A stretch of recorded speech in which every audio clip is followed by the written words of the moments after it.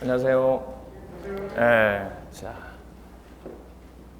지난주에 수업을 못 해가지고 그래서 오늘 보강을 좀 합니다. 오늘 하여튼 보강을 합니다. 자 보실게요. 5주차 복습인데 오늘 할 내용들이 좀 많아요. 오늘 할 내용들이 일단은 그 정비법 부분 일단 끝내야 되고, 그리고 건축법 부분 앞부분 좀 나가야 돼요.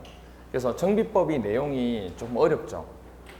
너무 어려워요. 그래서 좀 까다롭긴 한데, 그래도 정비법까지가 끝나면 그래도 그나마 좀 수월하죠. 그 다음부터는 건축법하고 그 다음에 주택법 부분 남고, 농지법이야 어쩌면 두 문제 정도밖에 안 되니까 간단하게 정리만 하면 되니까.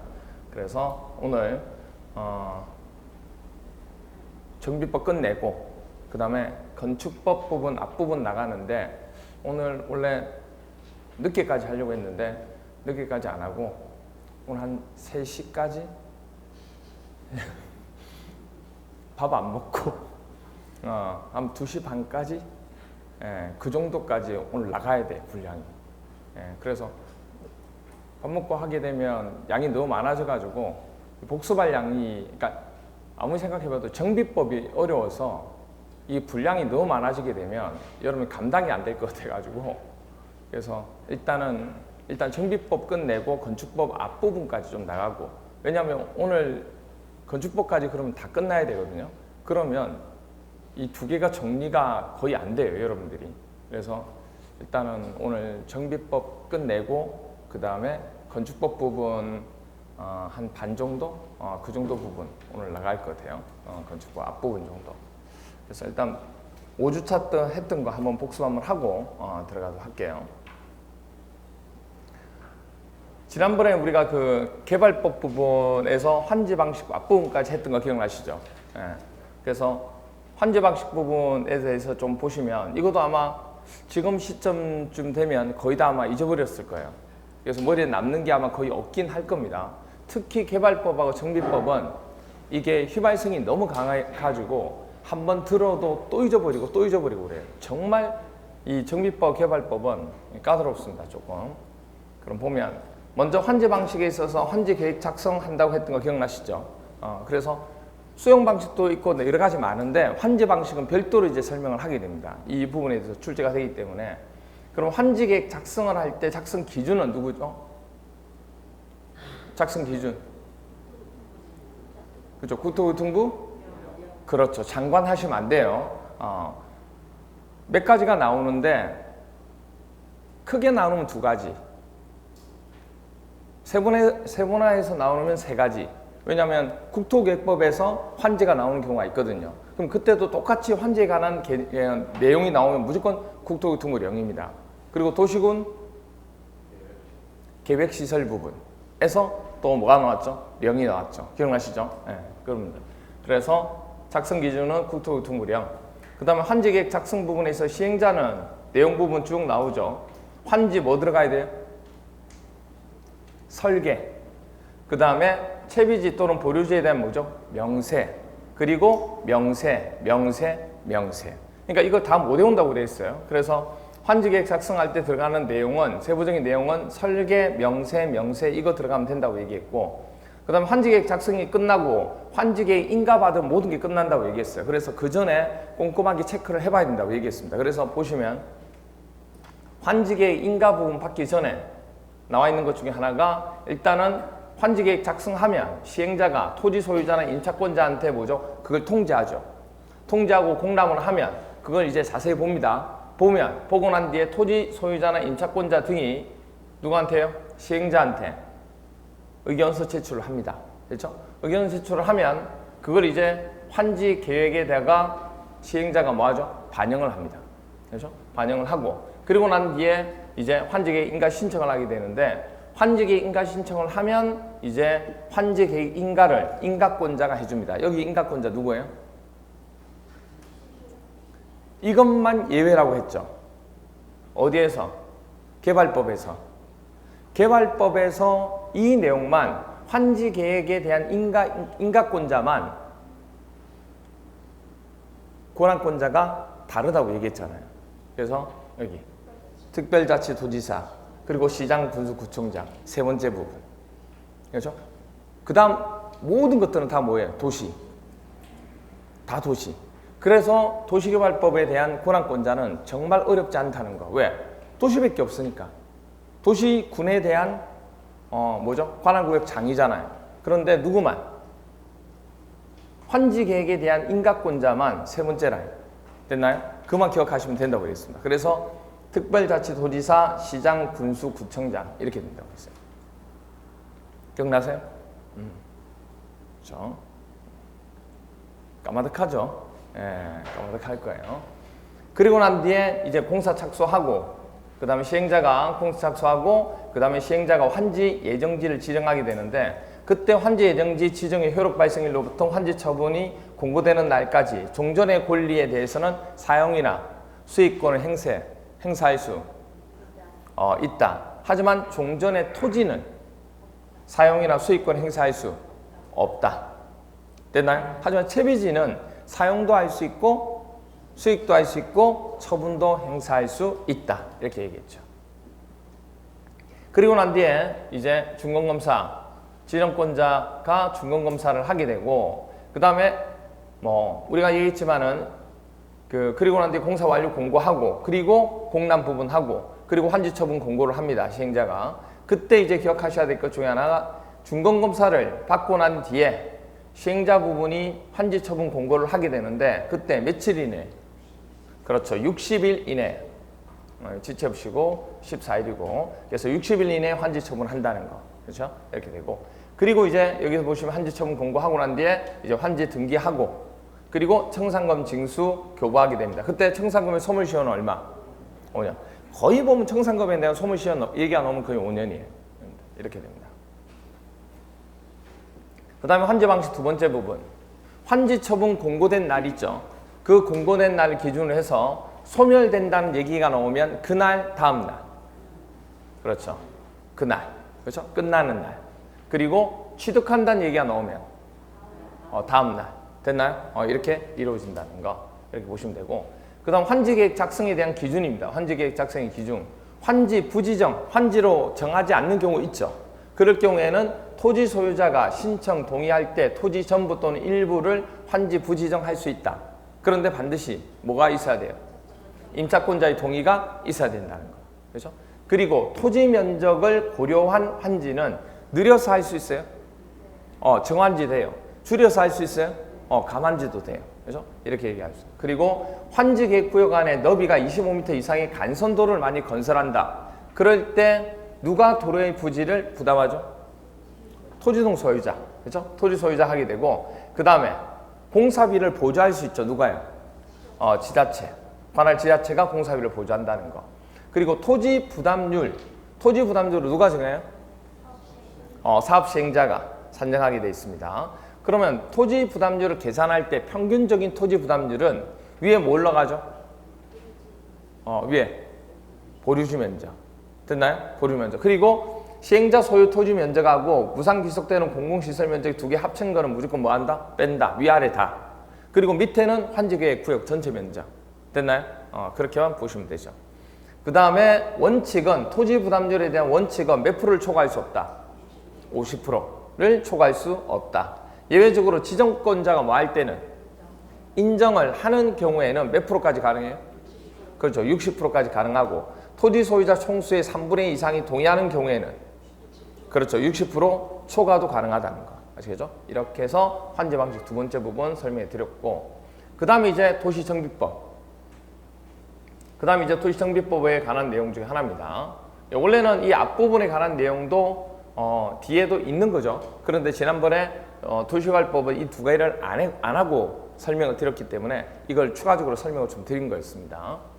그 다음에 이제 도시정비법이에요. 도시정비법. 정비법은 용어 정리. 정비사업은 크게 세 가지가 있던 거 기억나시죠? 그래서 우리가 정비기반시설이 극히 열악하고 단독주택하고 다세대 놓으면 누구죠? 주거환경 개선 사업이고 그 다음에 정비기반시설이 열악하고 상업지역하고 공업지역 나오면 재개발. 그리고 정비기반시설이 양호하다는 얘기가 나오고 공동주택 나오면 재건축. 그래서 이 위에 두 개는 싹 다 밀고 하는 거고 밑에 재건축은 뭐만? 건축물만 밀고 한다는 거. 그렇죠? 개발하는 것 중에 하나입니다. 전부 다. 그러면 건축물이 훼손되거나 일부 멸실되어서 붕괴 등 안전상의 우려가 있는 건축물을 뭐라 불러요? 노후불량 건축물이라고 그랬죠. 그렇죠? 그리고 도로나 상하수도, 공원, 공용주차장, 공동구, 광장, 지역 난방시설 이게 다 뭐죠? 기반시설이죠. 근데 기반시설인데 정비, 도시정비법에서 정비를 해야 되니까 무슨 기반시설이 된 거예요? 정비하는 기반시설이다. 그 얘기입니다. 그래서 정비 기반시설 이렇게 얘기합니다. 근데 우리가 정비하는 부분은 딱 봐도 알겠지만은 이런 정비를 하는데 공항을 하는 건 아니죠. 그래서 X, 학교도 하지 않는다는 거.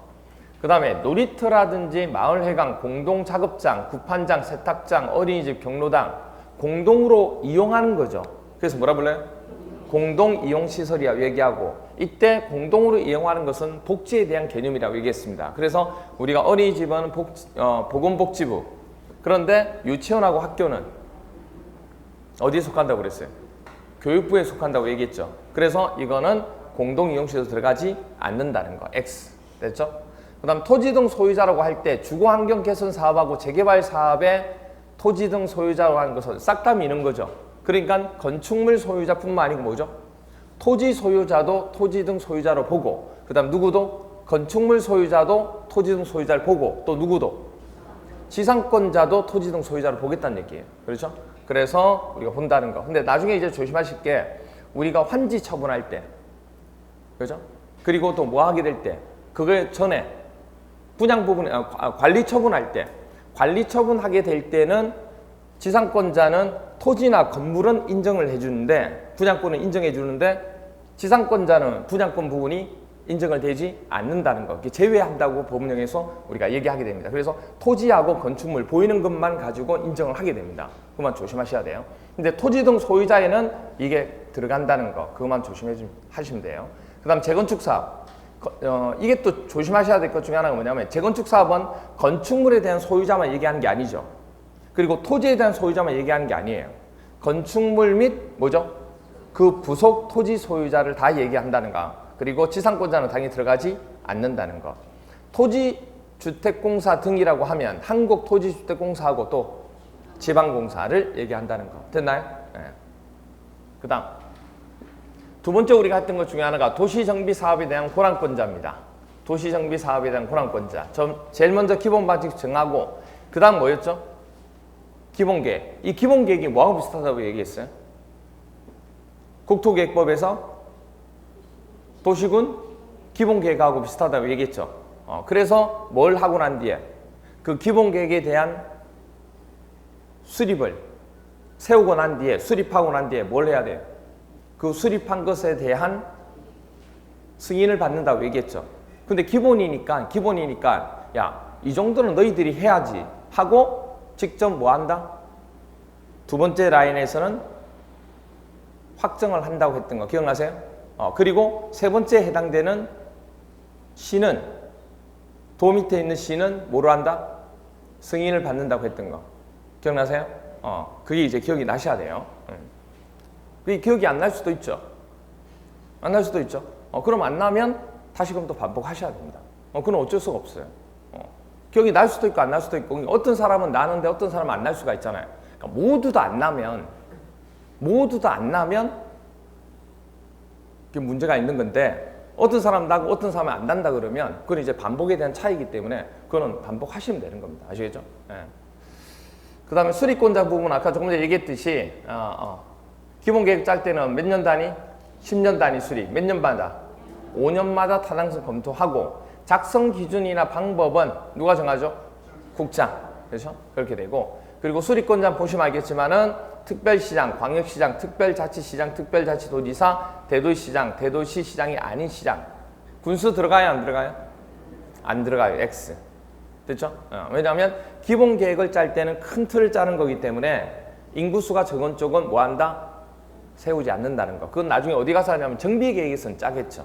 그렇죠? 그래서 분수 들어가지 않습니다. 그래서 아까 얘기했듯이 기본계획은 위에서부터 틀을 잡는 겁니다. 위에서 틀을 잡으면 밑에서 그 틀을 보고 안을 짠다고 얘기했습니다. 정비계획. 그 안을 짜서 이제 누구한테? 우리 지역 정비구역으로 정해주세요 하고 지정권자한테 올리게 되죠. 그럼 다시 올리는 겁니다. 그럼 정비구역에 있는 정비구역을 정한 지정권자는 그걸 정해서 다시 밑에다가 내리죠. 그러면 그걸 가지고 이제 공사를 시행하게 됩니다. 됐나요? 그래서 얘기했지만 올라간 상태에서 내려왔다가 다시 올라갔다가 쭉 내려간다는 거. 됐나요? 이것만 기억하고 계시면 된다고 그랬어요. 그래서 보시면 이렇게 되고, 그래서 이제 수립을 했으니까 당연히 뭐 해야 돼요? 그거에 대해서 승인받아야 되는데, 두 번째 서열 같은 경우는 그거에 대해서 위에서 국장한테 승인받는 게 아니고 그냥 뭐 하면 된다? 직접 확정한다고 했던 거 기억나시죠? 그 대신에 대도시시장이 아닌 시장, 일반 시는 어떻게 해요? 그렇죠. 도지사한테 승인받는다고 했던 거 그렇게 얘기했습니다. 그 다음에 정비계획, 일반권자가 이제 정비계획을 세웁니다. 정비계획을 세우는데 그때 보시면 나와 있듯이 위에가 기본계획이 두 번째 서열, 그 다음에 안을 세우는 것은 세 번째 서열. 그래서 특별자치시장, 특별자치도지사, 시장, 군수, 구청장. 여기 구청장 등이라 그러면 광역시에 있는 군수도 포함을 한다 이렇게 얘기합니다. 됐나요? 이걸 합쳐서 뭐라 불러요? 시장, 군수 등. 그렇죠? 우리는 시장, 군수 등이라고 얘기합니다. 그러면 이렇게 해서 안을 올리면 우리가 곧 도시군 관리계획처럼 입안 안을 올리면 그 안에 대해서 뭐 해야 돼요? 결정을 해야 되죠. 그렇죠? 그래서 이렇게 안을 올리게 되면 그걸 지정하는 정비구역을 정하는 지정권자가 있다고 했던 거 기억나시죠? 그러면 특별자치시장, 특별자치도지사, 시장, 군수는 하나의 도시에 속하는 거기 때문에 지정권자로서의 권한을 가집니다. 그래서 지정권자가 되기 때문에 직접 지정한다는 거. 그런데 구청장은 우리가 특별시 밑에 있는 구청장은, 자치구청장은 그 지정하는 권한은 없습니다. 안을 세우는 건 있을 수 있지만 안은 올릴 수 있죠. 그리고 또 하나 어디? 광역시 밑에 있는 구나 군은 안은 세울 수 있지만 그걸 결정할 수 있는 권한은 없다는 거. 그럼 각각 위에 있는 자가 결정을 하게끔 되어 있습니다. 그래서 구청장이 안을 올리면 누가 결정해요? 특별시장. 그 다음에 광역시에 있는 군수나 구청장이 안을 세워서 올리면 누가? 그렇죠.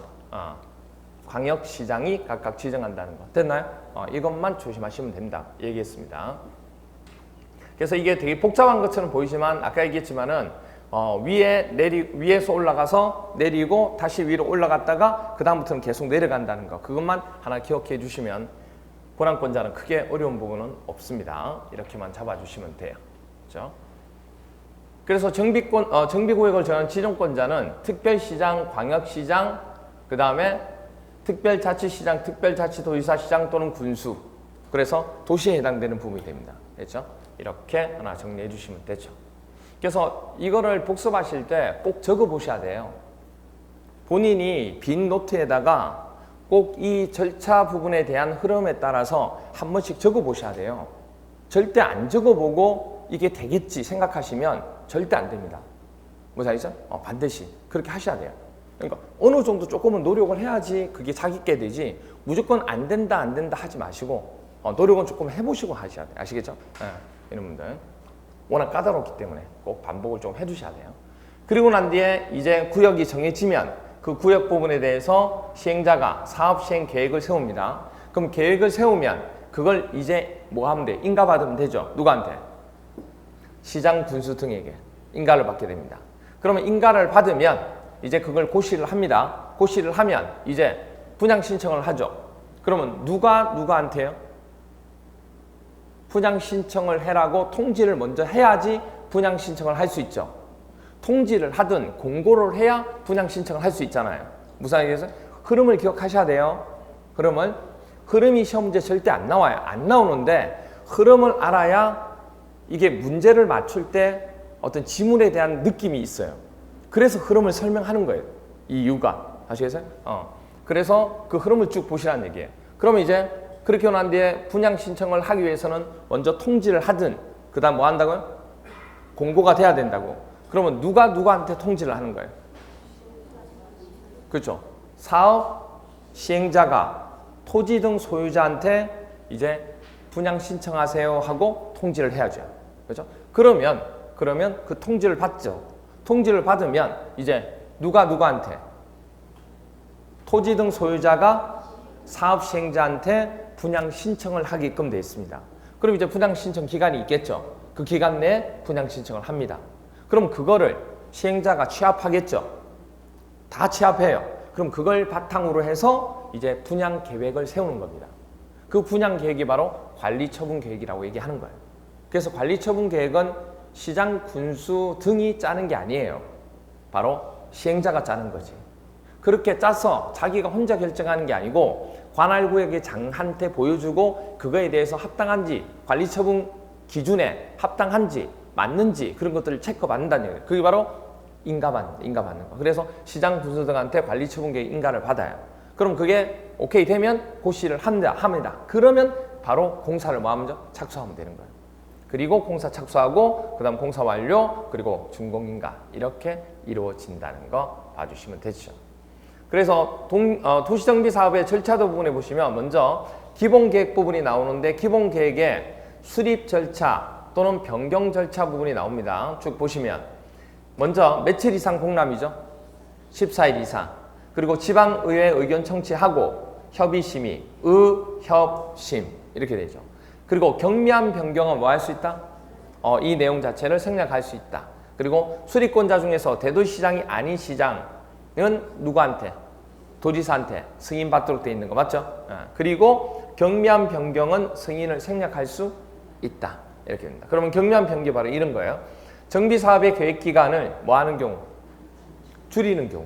느리는 게 아니고 단축하는 경우에는 경미한 변경상으로 봅니다. 그리고 단계별 정비사업의 추진계획이나 공동이용시설, 그리고 사회복지시설, 주민문화시설 등에 대한 설치계획은 변경하는 경우 이런 경우도 경미한 변경. 그리고 건폐율하고 용적률은 각각 얼마?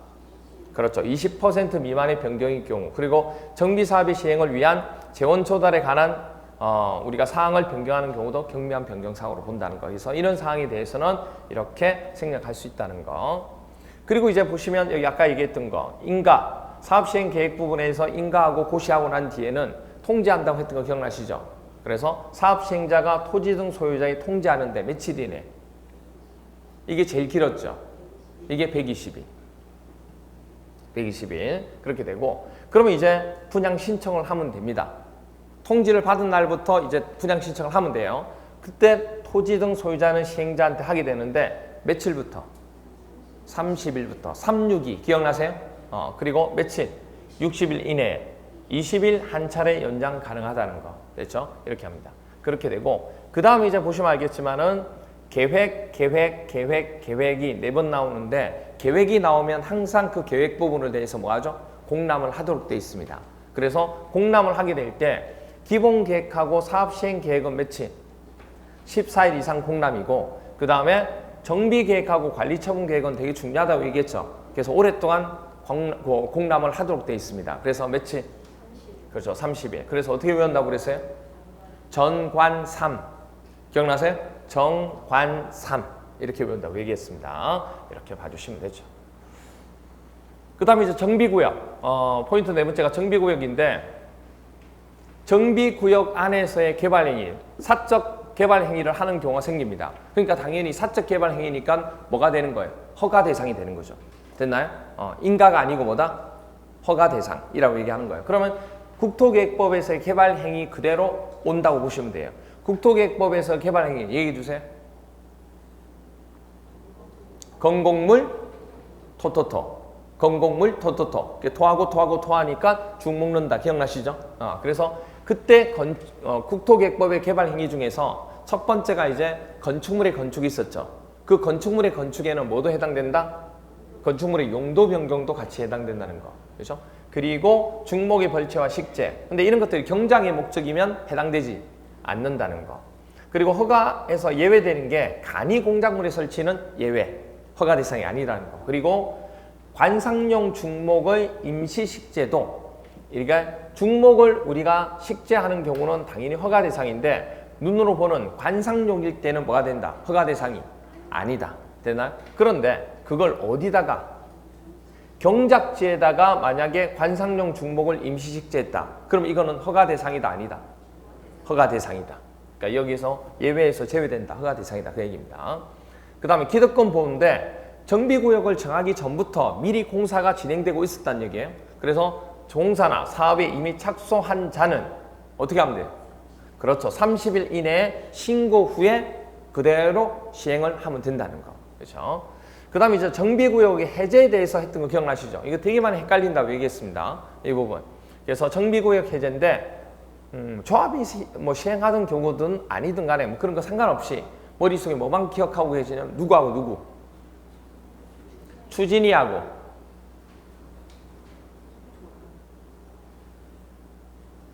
추진이하고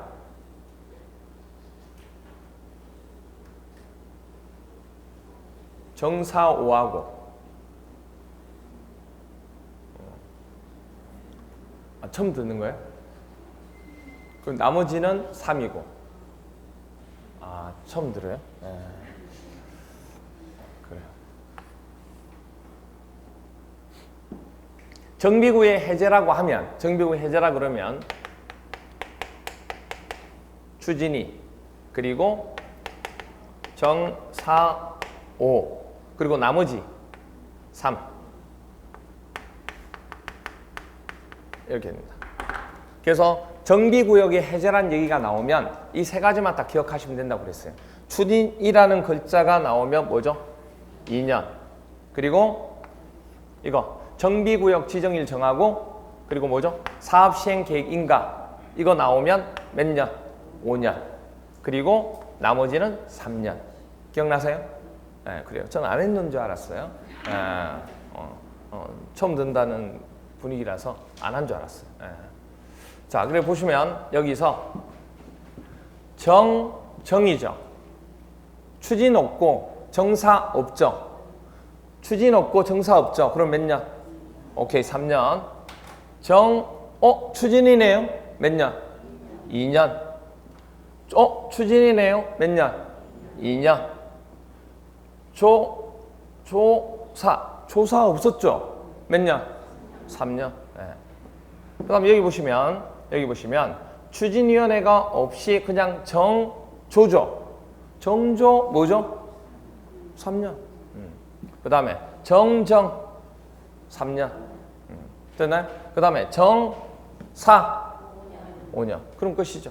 그렇죠? 이럽니다. 보니까. 그러니까 이거를 문장 가지고 전부 다 가지고 지난주에 설명은 드렸는데 그걸 실제로 시험 볼 때는 그 일일이 전부 다 읽으려고 하면 헷갈려서 안 돼요. 그래서 그 포인트만 딱 가지고 기억해서 그걸 답을 찾으셔야 됩니다. 그래야 문장을 빨리빨리 찾지. 안 그러면 힘들어요. 이렇게 외우기도 쉽지 않고 그래서 꼭 그렇게 기억해 주셔야 됩니다. 그 다음 정비사업에 대한 시행 방법을 우리가 얘기했는데 크게 세 가지 정비사업이 있는데 그중에 주거환경 개선 사업. 주거환경 개선 사업의 시행 방법은 스스로 개량하는 방식이 있고 수용이나 환지나 관리 처분 방식이 있다고 얘기했습니다. 이게 제일 많은 게 바로 주거환경 개선 사업이에요. 그래서 다른 재개발이나 재건축은 스스로 개량 방식 없고요. 수용 방식 없고요. 환지 방식 부분도 환지 방식은 재개발은 있죠.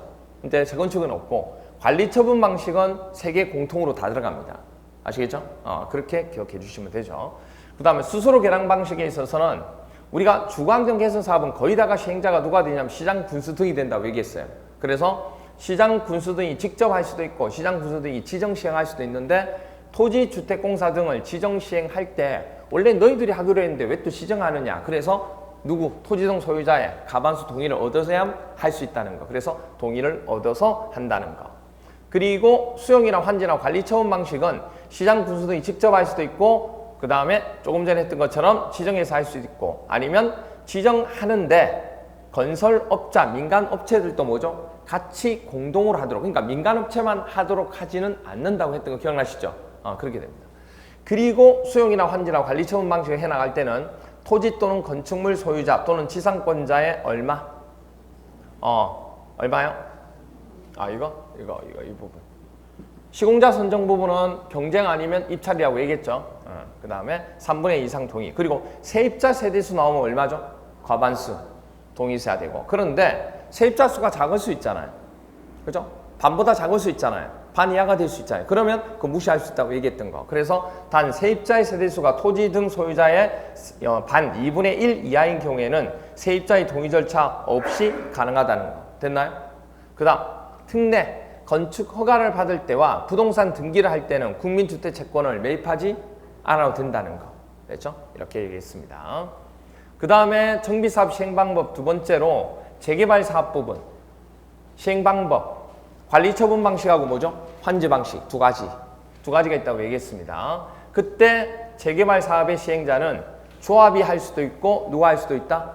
그렇죠? 조합은 이제 인원이 많을 때 이제 할 수 있는데 인원이 적으면 20인 미만일 때는 토지 등 소유자가 자기네들이 직접 할 수도 있다는 얘기예요. 그렇죠? 조합을 형성하지 않고. 그래서 우리 항상 재개발 사업을 할 때는 시행자가 무조건 조합을 형성해야 된다. 그럼 틀린 거예요.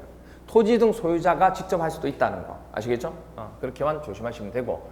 그러면 그때 조합이 직접 할 수도 있고 공동으로 시행할 수도 있습니다. 그때 조합이 직접 하게 되면 시공자를 선정해야 되는데 시공자 선정은 시장 군수 등이 시공자 선정하는 것과 똑같습니다. 무슨 경쟁? 경쟁 입찰 그리고 수의 계약. 됐나요? 그럼 이때 하나 기억나시죠? 조합원 수가 100명 이하가 되는 경우가 생기죠. 그럼 100명 이하가 될 경우에는 어떻게 한다고 그랬어요? 시공자 선정하는 거. 그렇죠. 정관으로. 기억나세요? 정관으로 한다고 했던 거. 네, 그래. 오늘 새로운 걸 많이 알고 있죠. 그래. 그렇게 되고 그 다음에 토지 등 소유자가 20인 미만이 되는 경우에 토지 소유자가 직접 하는 경우입니다. 직접 하는 수도 있고 공동으로 할 수도 있고 이때는 인원수가 적기 때문에 경쟁 입찰에 수의계약 굳이 할 필요 없고요. 그리고 정관이 아니죠. 이거는 조합이 아니기 때문에. 그럼 뭘로 하는 거예요? 규약. 자기네들이 정한 규칙이 있겠죠. 그래서 규약으로 시공자 선정 방법을 정한다는 거. 됐나요? 기억나세요? 자, 그 다음이 이제 뭐냐면 재건축 사업입니다. 재건축 사업. 시행 방법 중에서 재건축 사업에 대한 시행 방법은 관리 처분 방식은 되는데 뭐는 안 돼요? 환지 방식이 될 수가 없죠. 왜냐하면 건축물만 허물고 다시 짓는 거기 때문에. 그렇죠? 그래서 환지 방식이 되지 않는다는 거. 그럼 관리 처분 방식이 주택이나 부대시설, 복리시설, 오피스텔 건설 공급으로 하게 되고 그리고 알아주셔야 될 게 오피스텔을 건설 공급할 수 있는 건 재건축밖에 없다고 얘기했습니다. 그래서 오피스텔 부분을 다 할 수 있는 건 아니고 지역이 정해져 있다는 거. 어디? 오준상. 기억나시죠? 그래서 준주거지역하고 어디? 상업지역에서만 건설하고 연면적은 전체 건축물 연면적이 얼마? 30%. 그래서 100분의 30 이하가 된다는 거. 되죠? 그리고 시행자는 조합이 직접 하는 경우가 있고 조합원의 가반수 동의를 받아서 시장 군수 등이나 토지주택공사 등 건설업자 또는 등록 사업자 등과 공동으로 또 할 수 있다는 거. 되죠? 그리고 이 재건축 사업은 건물을 허무는 거기 때문에 건축물 자체가 일단은 재건축할지 안 할지를 체크해야 됩니다. 그게 바로 안전진단이죠. 원래는 그 안전진단 하게 되는 시기가 있어요. 건축물이 오래돼 가지고 그럼 그 시기가 도래하면 누가? 입안권자가 정기적으로 체크해 가지고 안전진단 여부를 체크하는 겁니다. 그런데 그거 되기 전에 입주민들이 즉 토지 등 소유자가 뭘 한다는 얘기예요? 보니까 너무 오래되고 쓰기가 힘들다는 얘기예요. 그럼 미리 뭐 할 수 있다? 요구할 수 있다. 그래서 요청하는 경우 안전진단 요청은 정비 이전구역 건축물 및 그 부속 토지 소유자 얼마? 그렇죠. 조심하셔야 돼요. 10분의 1입니다. 10분의 1 이상의 동의를 받아서 요청을 하는 겁니다. 아시겠죠? 그리고 누가 그러면 안전진단을 실시하는 거예요? 정비계획에 그렇죠. 입안권자가 주택단지에 뭘 대상으로? 주택만 하는 게 아니라고 얘기했어요. 건축물을 대상으로 실시하고 주택만이 아니라는 거. 비용은 누가 부담해요? 안전진단 실시를 요청하는 자에게 부담시킬 수 있다는 거. 그렇죠?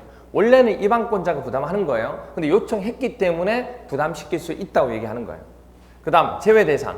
천재지변 등으로 주택이 붕괴돼요. 그러니까 이 경우는 굳이 안전진단 하지 않아도 딱 봐도 이거는 재건축 할 수밖에 없는 상황이다. 그래서 생략하는 경우예요. 그래서 천재지변 등으로 주택이 붕괴되어 신속히 재건축을 추진할 필요가 있는 경우 안전진단 하지 않습니다. 주택의 구조 안전상 사용 금지가 필요하다고 인정한 경우 누가 인정한 거예요?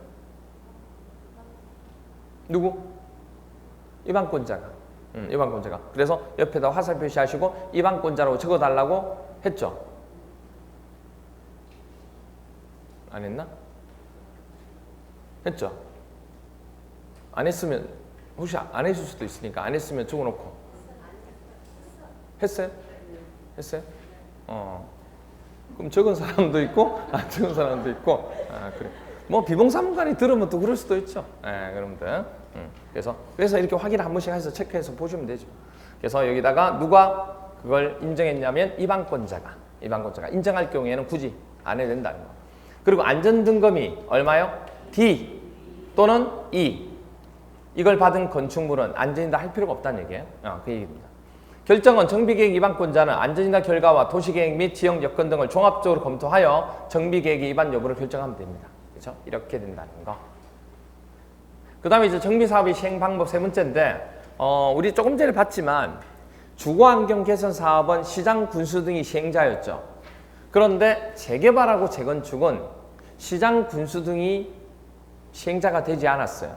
조합이나 토지 등 소유자가 됐죠. 그렇잖아요.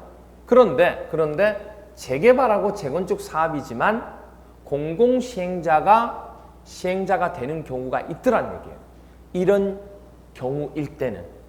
그래서 시험 문제는 이 자체를 물어보기도 한다는 얘기예요. 그래서 정비계획에서 정한 정비사업 시행 예정일로부터 몇 년 이내? 2년이죠. 2년 이내에 사업시행계획 인가를 신청하지 아니하거나 사업시행계획 인가를 신청한 내용이 유법 또는 부당하다고 인정할 때 재건축 사업은 제외하고요. 또 하나는 천재지변 등의 사유로 긴급한 정비나 순환정비 방식으로 정비사업을 시행할 필요가 있다고 인정하는데, 그리고 해당 정비구역의 국공유지 면적 또는 국공유지와 토지주택공사 등이 소유한 토지를 합한 면적이 전체 토지 면적이 얼마? 반. 2분의 1 이상이란 얘기예요. 그러니까 공공시행자가 할 수 있는 거예요. 그리고 그럼 나머지 반이 토지 소유자가 동의를 하면, 저기 나와 있는 공공시행자가 좋습니다 하고 동의를 하면, 요구하면, 그럼 할 수 있는 거예요. 아니나 다를까 토지 등 소유자의 가반수가 시장 군수 등 또는 토지주택공사 등을 사업시행자로 지정하는 것에 뭐 할 때? 동의하면 그렇게 된 거예요. 그러니까 이거하고는 달라요. 이거는 국공유지 부분이 반 이상을 벌써 차지하고 있을 때란 얘기예요. 근데 이건 그게 아니에요. 그게 아니기 때문에 2분의 1보다 훨씬 많은 양의 면적을 가지고 있어야 된다고 얘기할 수 있죠. 그렇죠? 그래서 기본적으로 들어갈 때 해당 정비구역 부분에 있어서 2분의 1 이상이고, 그다음에 토지 소유장도 얼마요? 3분의 2 이상 이렇게 들어가야 되는 거예요. 그렇죠? 훨씬 더 많은 부분의 형태가 이것과 이거 둘 다 만족시켜야 되는 거니까 더 많은 부분이 들어가야 된다는 거. 그래서 항상 얘기했지만은 정비법에서는 토지 면적 나오면 얼마? 2분의 1. 그 다음에 사람 수 나오면 얼마? 3분의 2. 개발법하고 반대라고 얘기했던 거 기억나세요? 그 부분. 이거 이상으로. 그래서 머릿속에 그것만 기억하고 계시면 됩니다. 그래서 이거는 어차피 반을 차지하고 있고 가반수가 되니까 이렇게 되는 거고, 이거는 토지 면적 나오면 2분의 1, 수 나오면 3분의 2 이상. 해당하는 자가 시장 군수 등 또는 토지주택공사 등을 사업시행자로 지정할 걸 요청하는 때입니다. 됐나요? 이렇게 돼요. 그래서 여기까지가 지난주에 설명을 드렸던 부분 중에 하나입니다. 그래서 그럼 이 내용들이 조금씩 이제 이어지는 부분이 생겨요.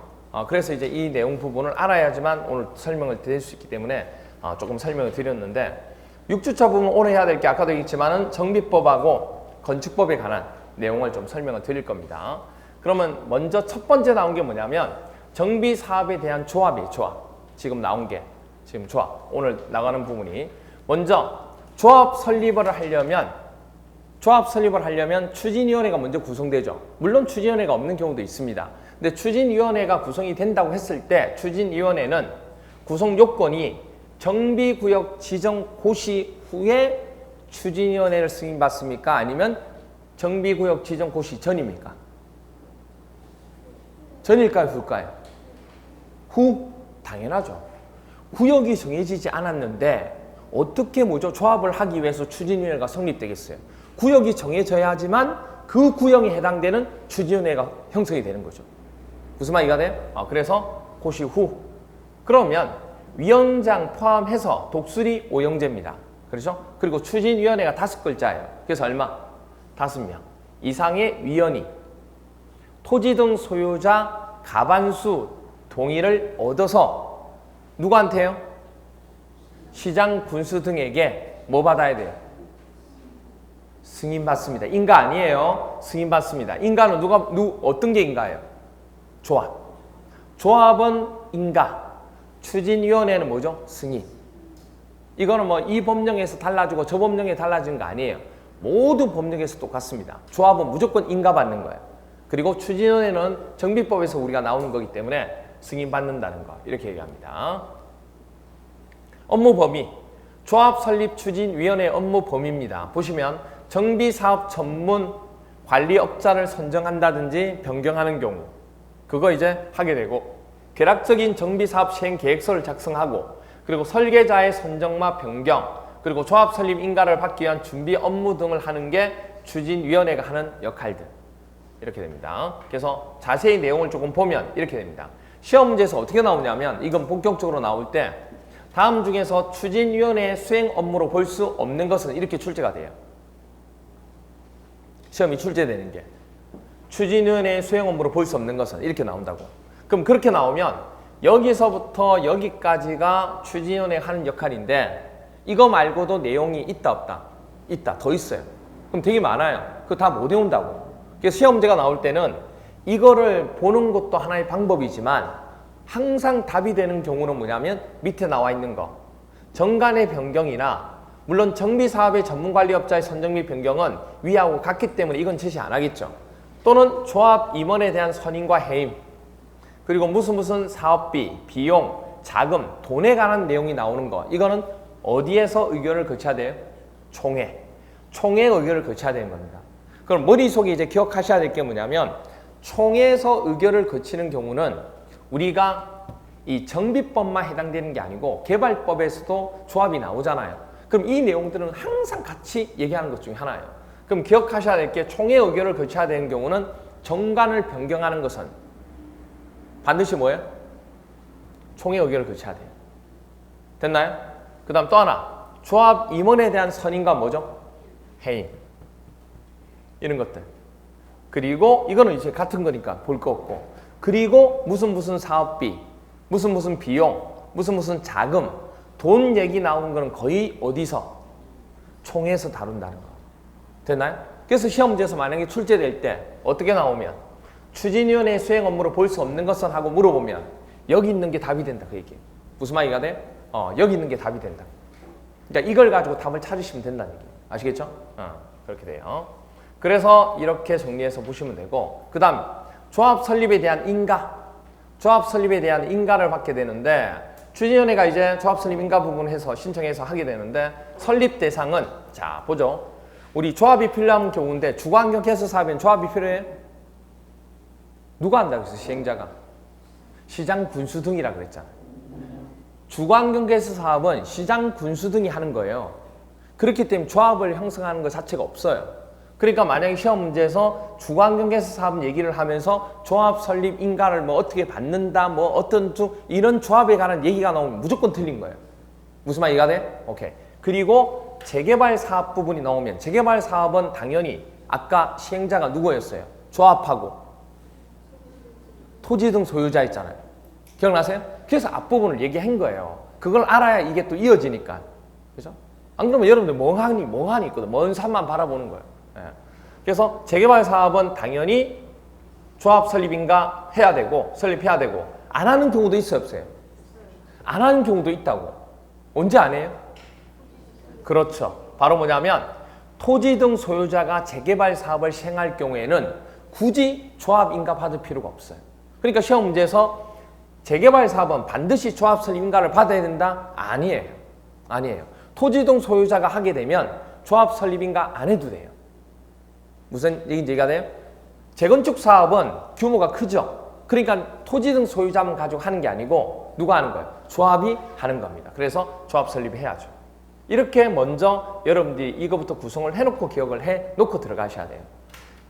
그래서 보시면 시장 군수 등 토지주택공사 등 또는 지정개발자가 아닌 자가 정비사업을 시행하려는 경우에는 토지 등 소유자로 구성된 조합을 설립해야 하지만 토지 등 소유자가 만약에 재개발 사업을 시행하는 경우에는 조합을 설립하지 아니할 수 있다는 얘기예요.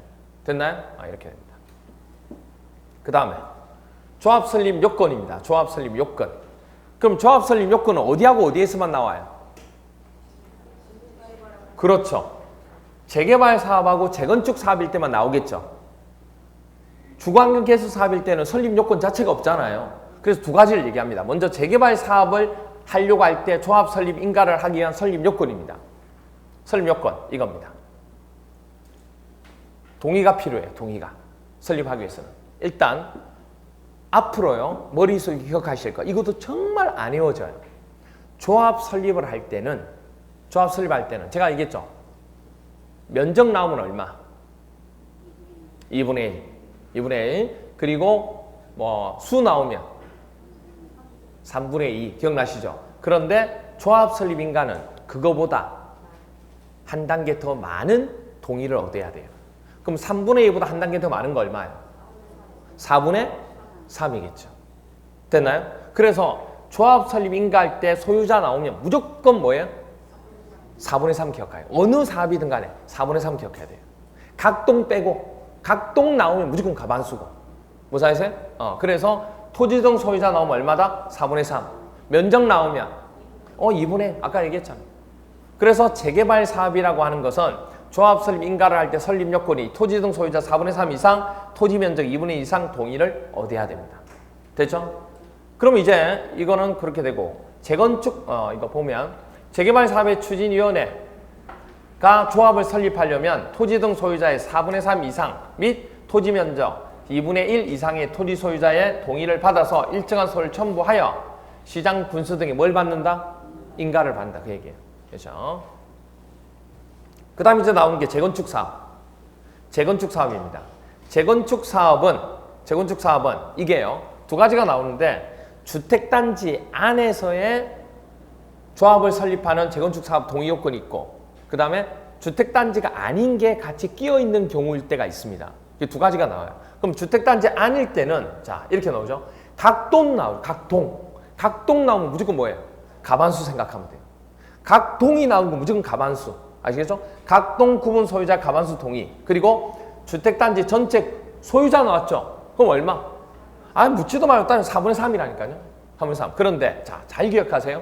재건축 사업에 아까 토지 등 소유자 얘기할 때 제가 뭐 얘기했어요? 재건축 사업의 토지 등 소유자는 건축물 및 그 부속 토지라고 했죠. 그 부속 토지 소유자. 그러면 그 건물에 해당되는 것만큼의 부속 토지. 그러면 그 인원만큼의 그 부속 토지. 그러면 구분 소유자만큼 면적도 같아야죠. 4분의 3으로 같아야죠. 이렇게 기억하시면 된다고. 됐나요? 이렇게 기억하시면. 그런데 이제 주택단지가 아닌 지역이 포함될 경우에 그때라 할지라도 소유자는 무조건 얼마? 무조건 4분의 3이라고. 그런데 면적은 지금 주택단지가 아닌 지역을 포함한 경우잖아요. 그럼 그 지역에 대해서는 굳이 많이 동의가 필요 없다고. 그러면 원래 주택단지일 때 동의 4분의 3보다 한 단계만 낮으면 돼요. 하나씩만 빼면 돼요. 그럼 얼마예요? 그래서 3분의 2가 나오는 거예요. 됐나요? 이렇게 외우셔야 돼요. 이 부분. 안 그러면 못 외워요, 이거. 그래서 일반적으로 재개발 사업은 일반 원칙. 토지 등 소유자만 모든 것들은 다 4분의 3. 그러면 토지 면적이 2분의 1밖에 나올 수밖에 없잖아요. 그럼 4분의 3, 4분의 3인 건 같고 각동 가반수. 그리고 재건축이지만 주택단지가 아닌 지역이 포함될 경우에는 소유자는 무조건 4분의 3. 그런데 토지 면적은 원래보다 조금씩 빼라. 그럼 얼마? 3분의 1. 이렇게 됩니다. 그래서 재건축 사업의 추진위원회가 조합을 설립할 때는 주택단지가 아닌 지역을 먼저 물어봤어요. 정비구역에 포함될 때는 주택단지가 아닌 지역의 토지 또는 건축물 소유는 무조건 4분의 3. 그런데 토지 면적은 4분의 3에서 한 개씩 빼라. 얼마? 3분의 2. 아닌 거니까. 그리고 동의를 받아야 되고 주택단지인 곳은 공동체 각동 나오면 가반수 동의와 주택단지 전체 구분 소유자 나왔으니까 4분의 3. 그리고 토지 면적은 똑같이 4분의 3 이상의 토지 소유 동의를 받아 일정한 서류 첨부해 시장 구성에 뭐 받아야 돼요? 인가. 됐나요? 이렇게 외울 수 있는 겁니다. 이렇게 하면 정비사업 조합 부분의 첫 번째 부분에 해야 될 내용을 설명드린 겁니다. 됐나요? 오케이. 조금 쉬었다가 이 뒷부분 들어가도록 할게요.